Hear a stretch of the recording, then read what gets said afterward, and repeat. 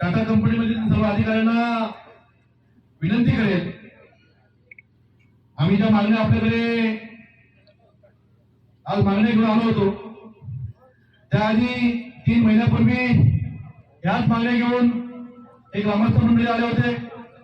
ग्रामस्थांनी 3 दिवस साहेब उपोषण केलं, परंतु ग्रामस्थांच्या तोंडाला पानं पुसण्याचं काम आपल्या प्रशासनाने केलं हे आपल्या सर्वांच्या समोर सिद्ध झालेलं आहे.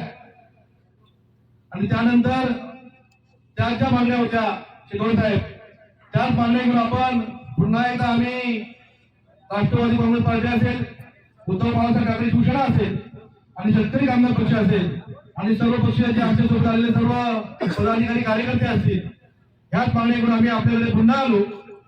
परंतु एका गोष्टीची खंत आहे का स्थानिकांना खऱ्या अर्थाने या टाटा कंपनी न्याय देणं गरजेचं होतं, परंतु नितीन दादांनी सांगितलं का आम्हाला टाटा कंपनीच्या विरुद्ध उपोषणाला बसावं लागतंय, स्थानिकांना न्याय मागण्यासाठी उपोषणाला बसावं लागतंय, स्थानिकांना रोजगार मागण्यासाठी उपोषणाला बसावं लागतंय.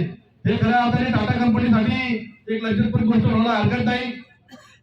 तर आपण आमच्या ज्या मागण्या आहेत त्या मागण्यांवर आपण सकाळपासून चर्चा केली.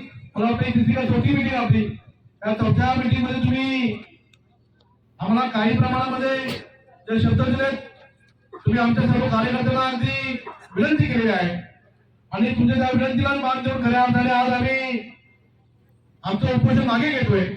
परंतु हे उपोषण आम्ही मागे घेत असताना हे तात्पुरत्या स्वरूपात आम्ही हे उपोषण मागे घेतोय.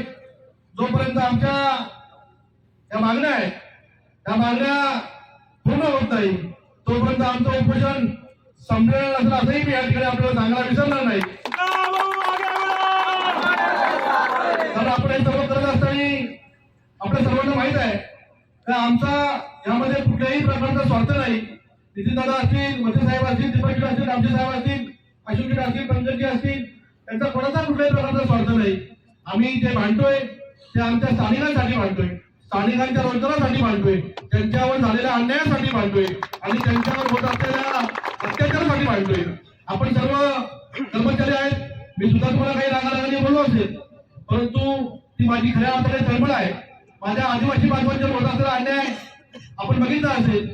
काल तुम्ही काल परवा झालेला जो विषय असेल, मला मी जरी इथं बसलो असेल तरी मला पोलीस मित्रमंडळीकडे किंवा पोलीस प्रशासनाकडनं सारखे फोन चालू आहेत, भाऊ जाऊ द्या विषय संपून घ्या. नाहीतर मी साहेब मी तुम्हाला खरं सांगतो का अगदी तुम्ही ऍट्रॉसिटी गुन्ह्यामध्ये गुन्हेगार झालेले आहेत असं सुद्धा या ठिकाणी तुम्हाला सांगणार नाही. कारण आज जर आपण आदिवासी बांधवांची फसवणूक करताय, आदिवासी लोकांचा अन्याय करताय, हे आपल्यासाठी इथे एक सर्वात वाईट गोष्ट आहे. परंतु आपण भरपूर वेळ घेता. अगदी मला वाटते आम्ही सकाळी 11 वाजता रात्री 11 वाजता म्हणजे 12 तास आम्ही आपल्या कंपनीच्या गेटवर उपोषणाला बसलो होतो. त्यामध्ये आपण काही स्वरूपामध्ये आमच्या त्या मागण्या होत्या, त्या मागण्या अगदी 15 दिवसात महिन्याभरात पूर्ण करत आपल्याला शब्द दिलेला आहे. त्यामध्ये धंदरवाडा असेल, टाकीरवाडी असेल, या दोन्ही गावाचा पुनर्वसन करण्याचा आपल्याला शब्द दिलाय. त्यानंतर तुमच्यावर दोन्ही आदिवासी वाड्या असतील हे सर्व त्याची तपासणी करून ते आपल्याला ज्या आवश्यक गोष्टी आहेत त्या आवश्यक गोष्टीचा कायदेशीर पद्धतीने ते कारवाई करतील असा तरी आपल्याला शब्द दिलेला आहे. परंतु हे सर्व करत असताना आमच्या स्थानिक ग्रामस्थ आहेत, त्या स्थानिक ग्रामस्थांना जो आपण शब्द दिलाय तो सर्वात महत्वाचा शब्द आहे. त्यामध्ये 50% लोकांना, बाकी कुणाला तुम्ही 50% कशा पद्धतीने देणार ते मला घेणं नाही. मी पुन्हा एकदा सांगतो 50% आमच्या स्थानिकांना आपण रोजगार द्यावा. त्यांच्याकडे काही माझे प्रमुख लोक असतील ते काही छोटे मोठे कामधंदे करतात, त्याला सुद्धा आपण आपल्या माध्यमातून कामधंदा देण्याचं काम करावं. ज्या कोणाच्या शेती असतील त्या शेतीला रस्ते तुम्ही बंद केलेत ते मोकळे करावेत. मला वाटतंय आमच्या तापकीरवाडीमध्ये धंदरवाड्यामधला जो स्मशानभूमीचा मोठा प्रश्न आहे त्याला टांगत जायला लागतं एखादा प्रेस घेऊन, तो एक विषय तुम्ही लवकरात लवकर पाटील साहेब मार्गी लावा. आपण जे शब्द दिलेत ते शब्द आपण पूर्ण करावेत. आणि मला वाटतंय आपल्याला मी पुन्हा एकदा विनंती करेल का आपण आम्हाला पुन्हा एकदा या तुमच्या गेट समोर येऊन बसण्याची वेळ आणू नये. आपण जो दिलेला शब्द आहे तो शब्द आपण पूर्ण करावा. आणि आपल्याला जे आपण ज्या लोकांना काय काय सप्लाय दिले, कुणाला डिझेल सप्लाय दिले, अजून कोणाला प्लॅस्टिकचं काय मटेरियल सप्लाय केलंय, अजून काय काय कोण कर्मचाऱ्यांच्या पगारात कमिशन खातंय, हे सगळं त्वरित बंद करावं आणि जे तुम्हाला द्यायचं असेल ते स्थानिकांना द्या, त्या परिसरातील लोकांना द्या.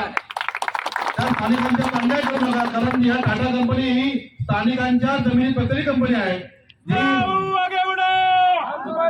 स्थानिकांना आपण जर न्याय दिला, त्यांचं कुटुंब जर सुरळीत झालं, तर तुम्हाला मी मगाशी चुकीच्या पद्धतीने बोलत असेल तर तुम्हाला स्थानिकांचा नक्कीच आशीर्वाद लाभेल, असं सुद्धा मी या ठिकाणी तुम्हाला सांगेल.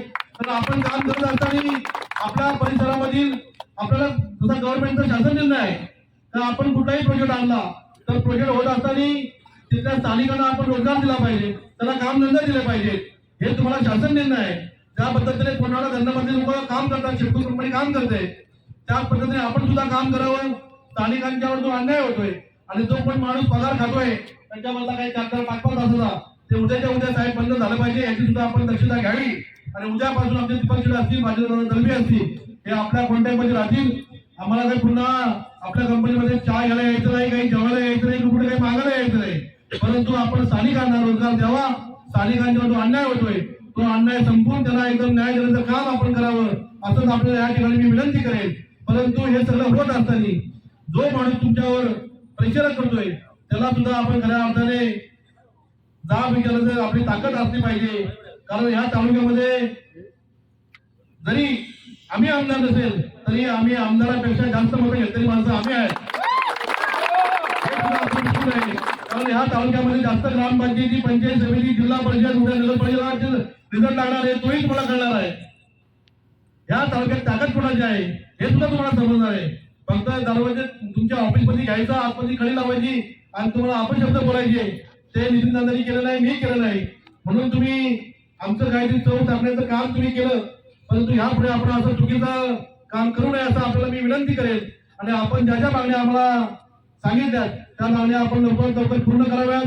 त्यामध्ये आमचे अभ्यासू माणूस आमचे शिकवलेला इथं आहेत, यमनजी आहे, आमचे बुवा आहेत, त्या सगळ्यांना घेऊन ते छोटे मोठे विषय तुमचे जे प्रलंबित आहेत त्यांच्या घराला तुमचे काही कडे गेले ते त्वरित तुम्ही पूर्ण करा. विद्यार्थ्यांसाठी तुम्ही बसची व्यवस्था करणार होते ते करा. त्यांच्या दवाखान्याचा जो मूलभूत विषय आहे तो विषय संपवा. आणि सर्वात महत्त्वाचा म्हणजे महिलांचा आमचा पाण्याचा विषय आहे तो संपवा. आणि जी प्लास्टिक करताय त्या प्लास्टिक वापरायला सुद्धा तुम्ही सगळ्यांनी सांगा. म्हणजे भगवान श्री आपल्याला सांगितलं तर किती बिल मारले पाहिजेत आणि तो प्लांट कसा झाला पाहिजे, तो कंट्रोल प्लांट झाला पाहिजे की ओपन प्लांट झाला पाहिजे ते सुद्धा तुम्ही करावे, जेणेकरून आपल्या ग्रामस्थांना त्रास होणार नाही आणि त्याला त्रास होऊन कुठे अपाय त्यांना होणार नाही याची सुद्धा तुम्ही खबरदारी घ्यावी अशी आपल्याला मी आज विनंती करतो. आणि आपण दिलेला शब्द पूर्ण कराल अशी सुद्धा मी एक खात्री बाळगतो. आणि नाही पूर्ण केला तर 15 दिवसांनी परत आम्ही इथे हजर असू हे सुद्धा तुम्हाला मी या ठिकाणी सांगायला विसरणार नाही. आपण सगळेच मंडळी या ऑफिसला पाठिंबा देण्यासाठी आलात. मी सर्व मंडळीचं अगदी त्याला सर्वांचा आभार माने, सर्वांना धन्यवाद दे. माझे पत्रकार बंधू असतील, पोलीस प्रशासन असेल, यांना सुद्धा मनापासून धन्यवाद देईल. आणि आजचा हा उपोषण संपला असं मी जाहीर करतो. आणि खऱ्या अर्थाने